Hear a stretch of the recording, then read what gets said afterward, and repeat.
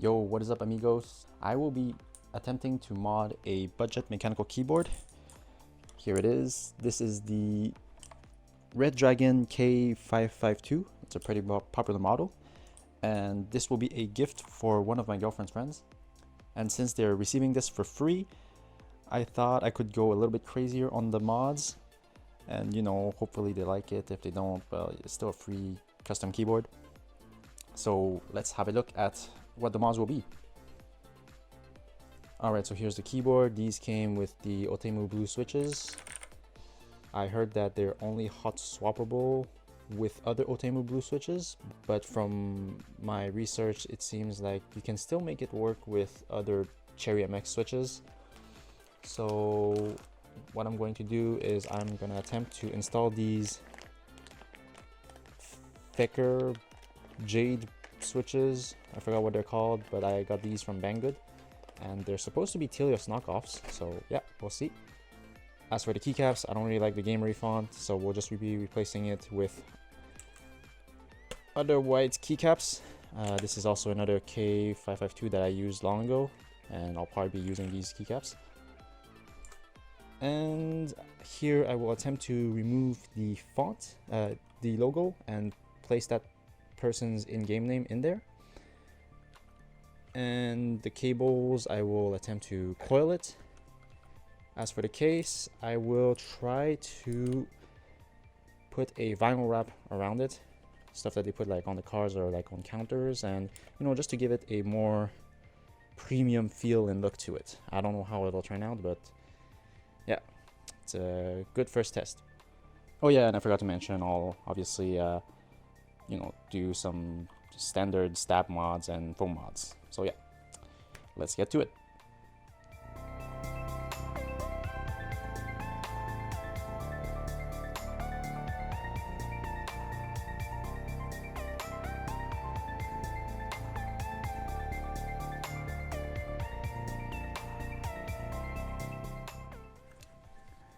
Okay, so we're gonna do the first mod here. We're gonna start with foam.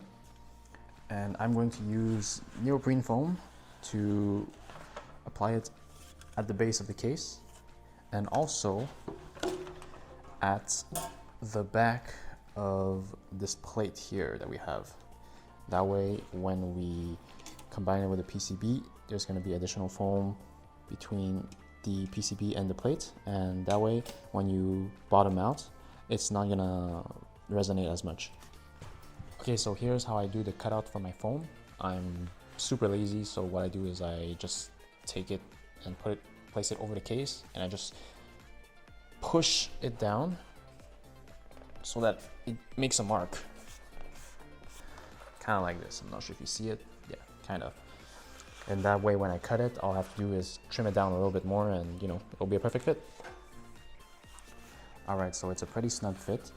Now I'll have to do the cutouts for the foam, but the pretty cool thing about this foam is that it's, I don't know, like kind of easy to poke holes through it. All you have to do is put a little bit of force, and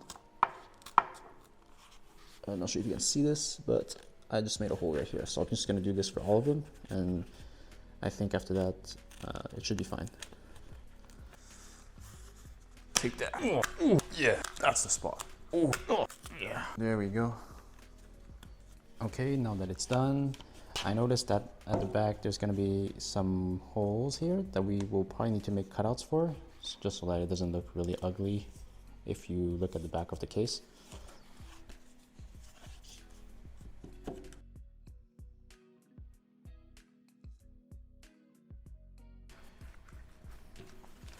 All right, there we go.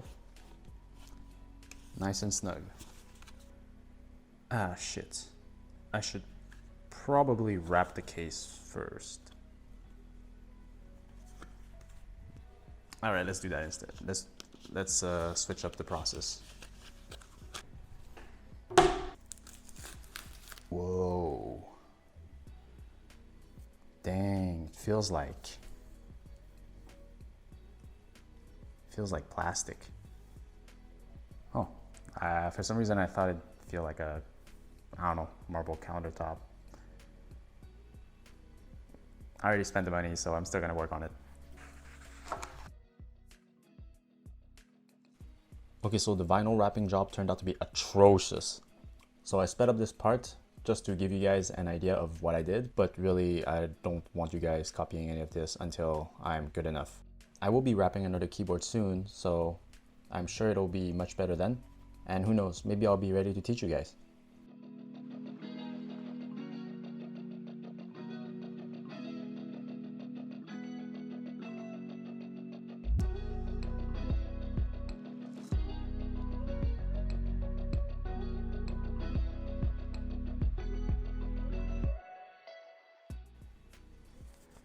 Okay, so what I tried to do just now was I tried to make little cutouts here for each one of them, but it's a little bit too difficult because, as you can see, I did not cut through it completely, and you know, it's also unstable since it's not sticking to the back of the case.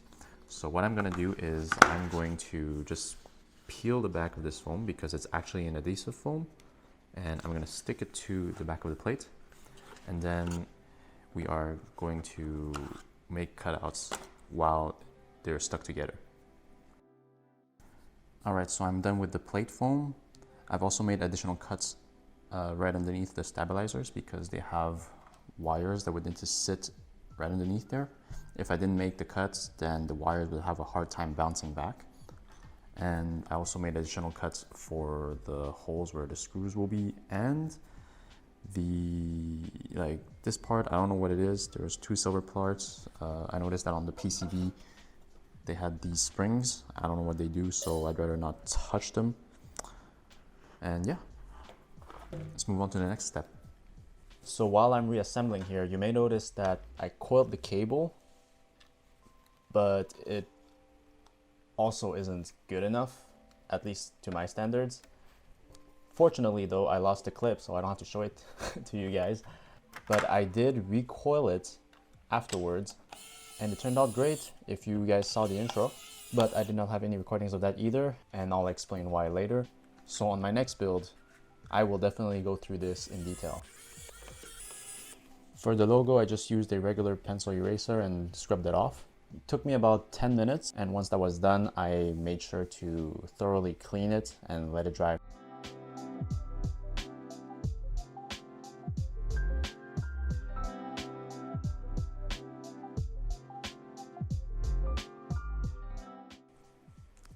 So I was about to work on the stabilizers, but then I realized that the wire actually goes on top, and I only made the cutout for the foam at the bottom.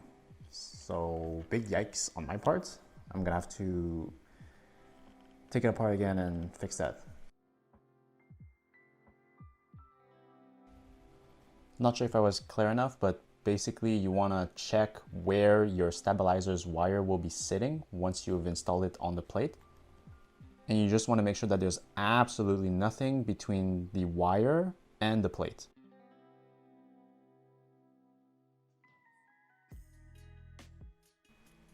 So I forgot to mention here, but I did not put back the plate immediately and start working on the stabilizers.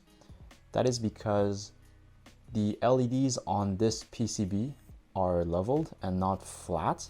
I cannot actually place the stabilizers into the plate because the LED will actually block the stabilizer wire from going all the way underneath the plate. On top of that, you will need SMD type switches. And what SMD stands for is surface mount switches. And I think it refers to switches that have a hollow part in their bottom housing so that the LEDs can fit in there.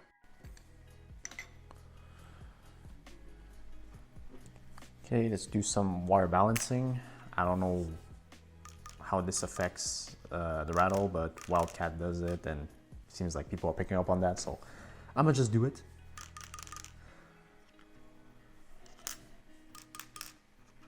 One thing to note regarding wire balancing, it's really hard to adjust both legs of the wire with just your fingers. I saw Wildcat use 2 syringes, and I purchased them for I think $10, like a pack of 20. And they work super great. Sometimes for the spacebar wire, the center of the wire is actually bent, but this part you can use your fingers to bend it back in place.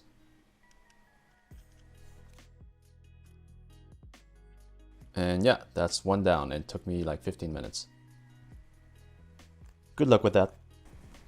Okay, so here's an uncommon mod for the stabs, mainly because it's only been recently discovered.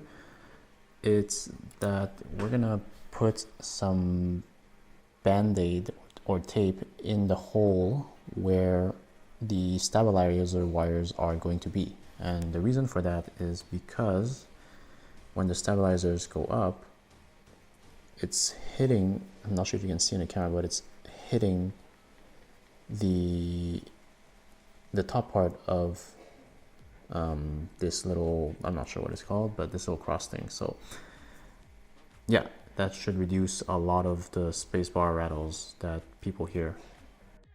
As you may know, this is my first time making a video about the process of building keyboards, so I don't think I demonstrated this mod well enough. Instead, if you really want to learn more about this mod, I have linked a video in the description that I used to do this. Similarly to the Holee mod, there are better tutorials out there to show you how to modify stabilizers, such as Tehal Type's video, so you should refer to that one instead if you would like to mod your stabilizers.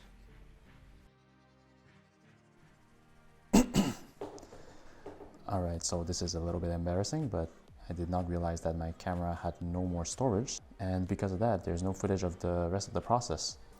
So, actually, I'm lying to you guys. I realized that the footage was full. It's just that my girlfriend said my keyboard looked fucking ugly, so I kind of got demotivated and, you know, didn't really want to record the entire process again, but I've redone a few parts, mainly the coil and the marbling. Here it is.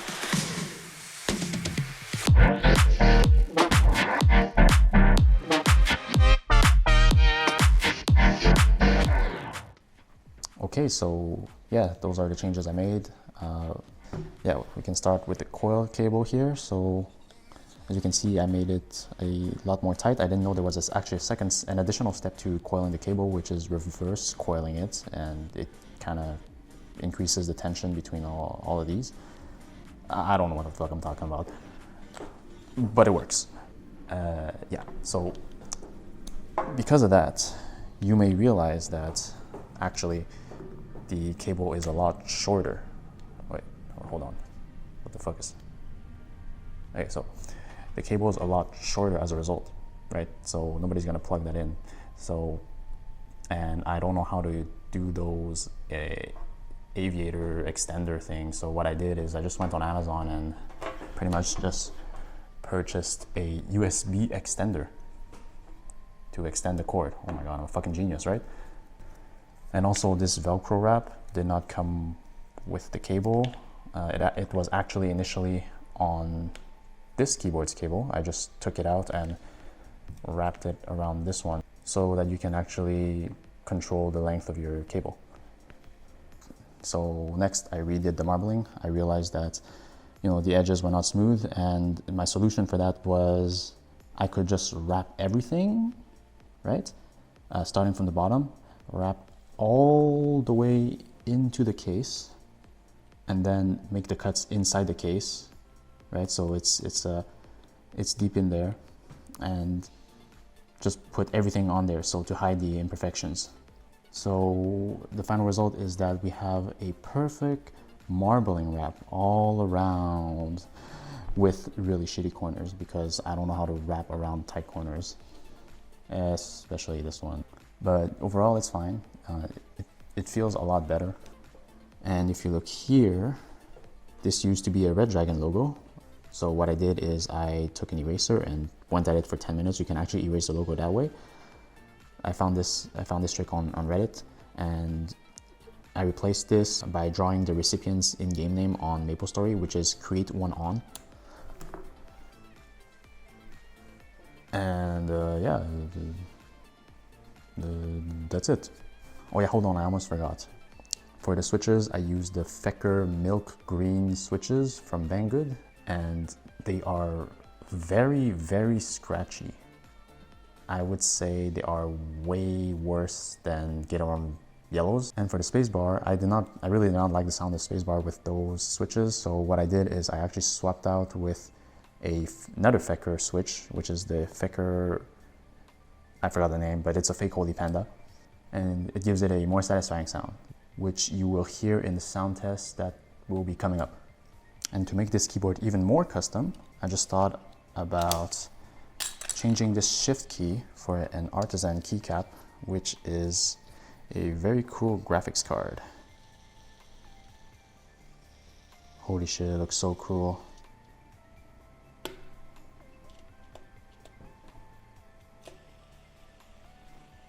Oh my god. You know what? It doesn't match the keyboard, so it's mine. Alright, let's hear this keyboard, baby.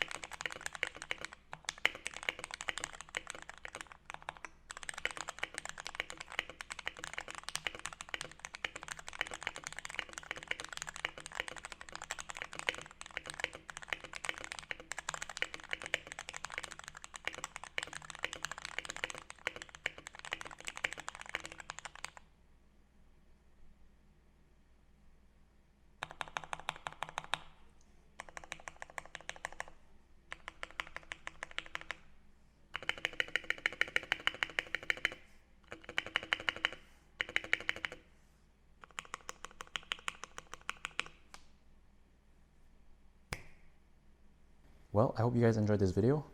If you did, leave a like and comment for the YouTube algorithm. If you didn't, well, you can always subscribe so you can hit on my next video. Peace!